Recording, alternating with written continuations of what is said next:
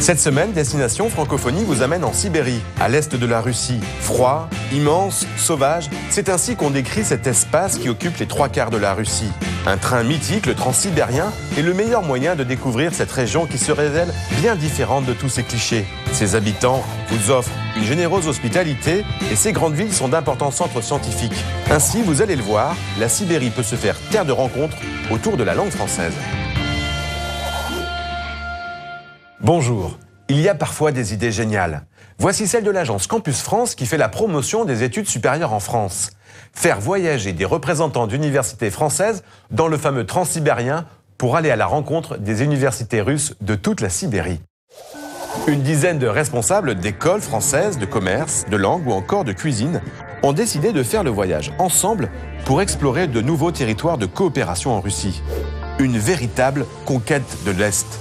Loin des habituelles destinations que sont Moscou et Saint-Pétersbourg, ils ont pris le mythique Transsibérien pour visiter les universités russes de Sibérie. Ils ont rencontré de nouveaux partenaires et des étudiants russes pour leur donner envie de poursuivre leurs études en France.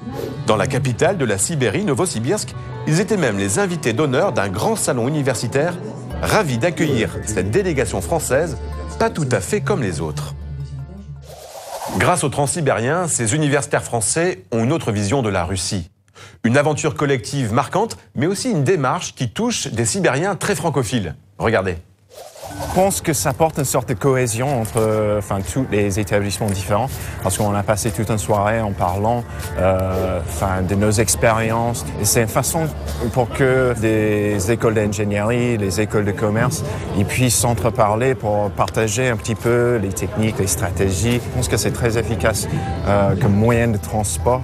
Quand on est tous ensemble dans un groupe, c'est beaucoup plus convivial, efficace, beaucoup plus qu'un avion. C'est très important que les Français viennent ici et pas seulement les Russes qui voulaient toujours aller en France. Les Français, ils doivent venir découvrir notre pays qui est si grand et qui a beaucoup de possibilités. Et c'est très important de savoir que les Français sont venus de si loin pour promouvoir leur formation chez nous auprès de nos habitants qui sont très éloignés de la France mais qui ont l'amour particulier, on peut dire, pour la culture française.